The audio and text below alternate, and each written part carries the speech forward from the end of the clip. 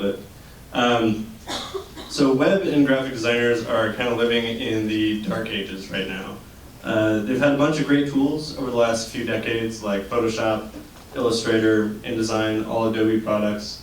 But they're still doing this thing, and you might be doing this too with Word documents or PowerPoint files, where you'll name the file something like final1, final2, final.psd, final.psd. And then the question is, when does this actually become the last version of what you're working on? And so my co-founder Alan and I started with this problem 2 years ago because we were having it ourselves. And now we're used by a bunch of companies for anything from helping you design web applications to iOS applications to just designing like even billboards or even slates and TV shows. So chances are everyone in this room has actually seen something that's traveled through LayerVault. And I'm going to show you a demo so you know exactly what I'm talking about in just a second here. So that's LayerVault in a nutshell, and now I'm going to just show you a little bit about how it works. So when you're using LayerVault and you are also sharing your desktop, there we go, okay. So the way LayerVault works is we have you install a small application that just sits up in your toolbar. It's this little frame right here. And then you just work on your machine like you normally would, working in Photoshop, working in Illustrator. And then every single time you save a change to a file, we back up that version of that file online. So every single idea you ever had is constantly with us, and you can rewind time and go back and see exactly what you did maybe a week ago, maybe 2 weeks ago. And this is really important because if you've ever been on the receiving end of any sort of design work, it can be very confusing to just get the final product. A lot of time you might just think, I can't believe I just paid that much money for this design work. But it turns out every single designer, or at least every single good designer, they have this long and arduous process that they go through. So the best designers out there don't just show you the finished product, they show you the process of how they arrived at the final idea. And this used to be a very tedious process. With LayerVault, this is very easy because all you do is you just work on your machine as you normally would, and we back up everything. So we're going to go Inception on this because we use LayerVault to build LayerVault, but I won't show you LayerVault inside of LayerVault. I will show you another product that we have inside of LayerVault. So we have this great site called Designer News. It's one of the largest designer, web and graphic designer communities online. And it's also very well designed. And we use LayerVault to build all of LayerVault, we use LayerVault to build Designer News. So this is just a folder on my machine in my LayerVault folder, and if I drill in here, you can see I have several different mock-ups of everything, right? So this is just a user profile page. This is what it looks like when you have replies to a comment on the site, and so on and so forth. And we have some forthcoming shirts if you want to. We're still deciding on whether to go with the V-neck or not. So, as I'm working, or well, I'm not a designer, but as designers are working, every single time they save a change, it gets reflected in our web interface here.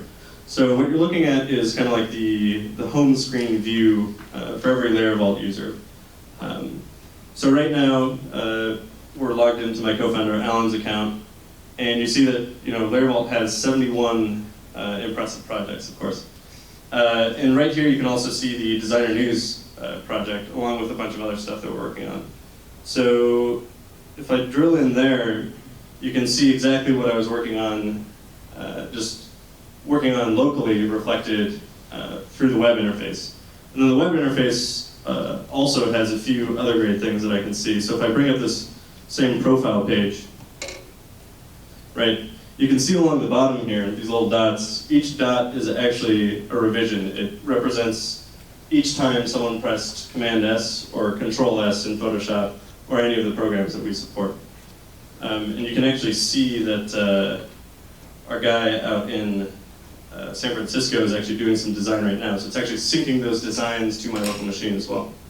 And so this is great because now you can go back in time, and if you're a designer and if you ever needed to revisit an idea that you thought wasn't very good, but it turns out it's going to be the idea that you're going to go with, this is a very, very powerful tool. And beyond this, we build on a few kind of just like extra things. So we got some frosting on the cake here. So each design actually has, can have a discussion associated with it. So that one doesn't have any discussion, but this guy does. So here's what a story page looks like on Designer News, right? And so,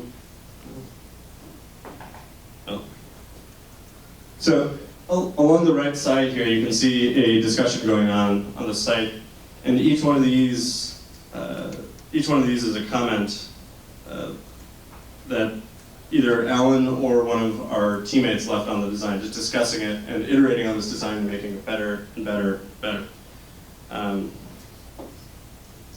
We got some more frosting on the cake here. I'm going to refresh this page so it works. We have these great little tools over here on the left-hand side. We have an eyedropper, which is pretty familiar if you've ever worked in a program like Photoshop or Microsoft Paint. Lets you just grab a color.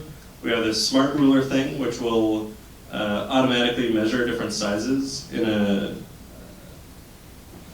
different sizes of different elements in a design. And then we have this great feature called Wormhole here, which is, as far as I know, the first time a user can transcend space and time on the internet.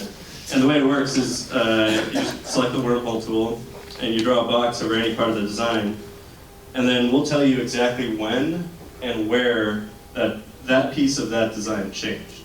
So if you're a designer and your boss says, I liked it when the logo was bigger, but you can't remember exactly when that was, all you do is you just simply draw a box over where the logo is, and we'll tell you, that changed, in our case, 30 revisions ago, and it changed 62 times, right? So that alone saves hours and hours and hours of a designer's time. And then we also have this other great tool that we just released yesterday, which is called the Type tool, which seems really, really pedantic when you look at it, but essentially, when you activate it, you can just click on any part of a PSD in a web browser, and we will copy that text to your clipboard. So if I just click on that, you can see that text was just copied to my clipboard, just like that. That, again, it seems very pedantic, but it saves hours and hours and hours of a designer's time, because you think about, an entire design is assembled in Photoshop or Illustrator, and then it's a matter of bringing everything in that design onto a web page. So that's LayerVault in a nutshell. We got a bunch of great stuff in store. We're just getting started.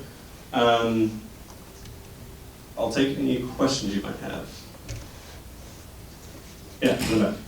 It's actually a pretty exciting technology that you have, and I like the web interface. But you only have 4 tools in that web interface. They seem like good ones, but how do you choose which tools to put there? It seems like you could have chosen thousands. Yeah, so the question is, why don't we have more tools in our interface? I guess the answer to that is we, if you couldn't tell, we're very particular on what we include in our product. And these are by far the 4 most valuable tools that you can put in a web interface in this context. So, my question is, how do you know those are the 4 most valuable? Did you do interviews or questions? What led you to those tools? Yeah, the question was what led us to these tools. Those represent like the 4 biggest pain points we ourselves were having. And just based on metrics, they're also the most popular things on the site. So we did well on that at least. Yeah. So what's the primary use case? Where are people using this? What scenario? The question is, what is the primary use case?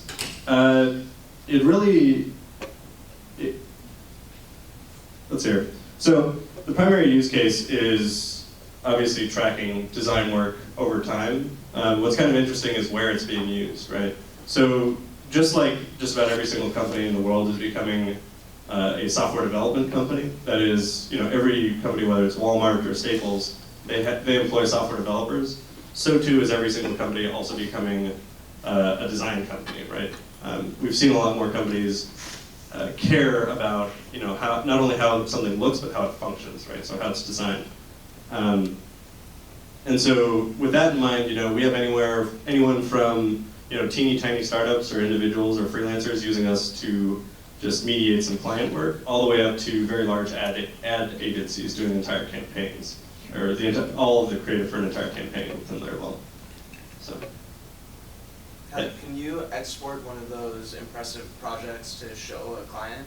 Yeah, so we have a bunch of great ways to export, this entire process of. Sorry, let me back up. Question was, can you export, your LayerVault history in terms of something that you can show a client? The answer is yes. There are several different ways. So with the discussion, obviously, every time a new discussion is started, you receive an email. If you add .mov to the end of any URL in LayerVault, we will turn that into a movie. So it's just like a nice video of your work playing over time. And then the best part is if you add .gif to the end of any LayerVault URL, we give you a GIF of your work over time. And as far as I know, it's the first time that the GIF file format has ever been used for a productive purpose. Yeah. That's actually a really good transition because my question's about video. So I produce video and I spend so much time copying files to have different examples and things like that. Have you given consideration to moving into video at some point? Yeah. So the question was, will we be moving into video at some point? I actually got a degree in film, so I understand your pain. Eventually, yes, but as you can see, this is built specifically for design teams, and the tool set for videographers or filmmakers is slightly similar and just as bad, but also we'll do that next. Yeah. Oh, yeah. What happens if design spawns off branches? So it starts off with one project, spawns off a couple of child projects, and you still switch back, just to how that moving? Yeah, so the question was what happens if you have branches. So in software development, there are these things called branches. So it's essentially like you can think of it as like a master template, right? If you work with slide decks, there's probably like a master PowerPoint slide deck that every single deck is based off of. The answer is we handle that, and we handle that very well. And so you can see over time exactly where everything originates, and then you can also update that master. So one of the biggest problems with sharing design files, or really just sharing any files, especially over email, is this like, hey, do you have the latest version, or hey, I just updated that, like you're going to need to download that again, or let me send you a new email. So we take care of all that. Time for one more. Yeah, John. No, time for one more. Oh, one more question. Okay. Okay, great. Thank you very much.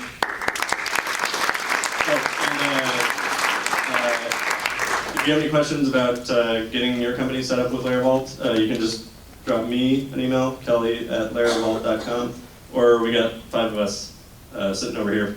So come seek us out. Great. Thanks.